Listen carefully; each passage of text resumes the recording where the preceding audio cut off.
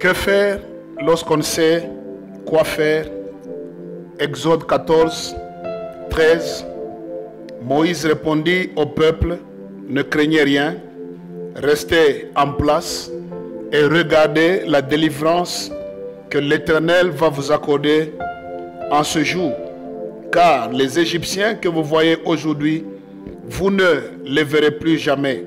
L'Éternel combattra pour vous et vous gardez le silence. Lorsqu'on ne sait quoi faire, il faut bannir la peur. Il faut bannir la peur. Pourquoi bannir la peur?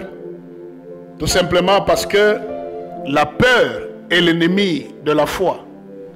Là où il y a la peur, c'est un indice clair qu'il y a absence de la foi en Dieu.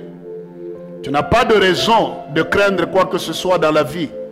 Parce que ton avenir, ta vie ne t'appartient pas. Ta vie appartient à l'Éternel et ton avenir est entre les mains de ton Créateur. Ce que tu redoutes là, tu te rendras compte dès que tu arrives à un certain point de ta vie qu'il n'y avait aucune raison de le redouter. Parce que Dieu maîtrise ton passé, il maîtrise ton présent, il maîtrise ton avenir aussi. Là où il y a la peur c'est toujours l'ennemi de la foi.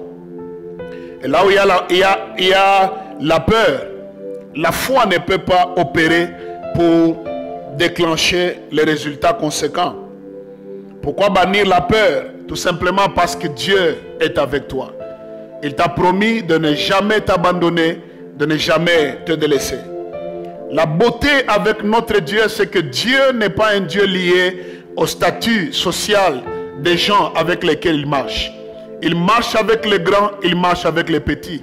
Il aime les riches, il aime les pauvres de la même manière. Il agit avec les plus bas citoyens de la nation, il agit aussi avec les citoyens moyens. Il n'est pas un Dieu de discrimination. Il nous aime de la même manière. Même ce jour où je te parle, malgré que tu n'as pas encore la chose que tu rêves arriver, Dieu t'aime de la même manière et sa présence à tes côtés est garantie. Ne crains rien parce que tu n'es pas seul.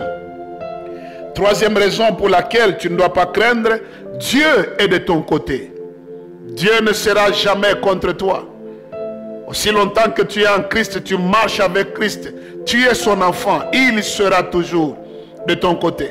Même quand tu commettras des erreurs, Jésus sera là comme avocat pour plaider pour toi.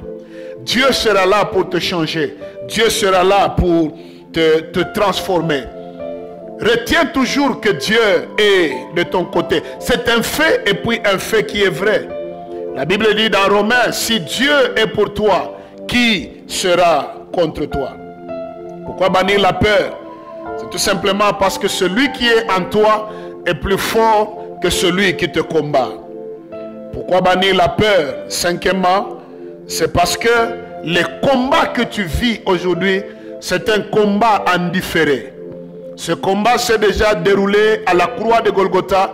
Christ l'a déjà vaincu à ta place. C'est un combat en différé.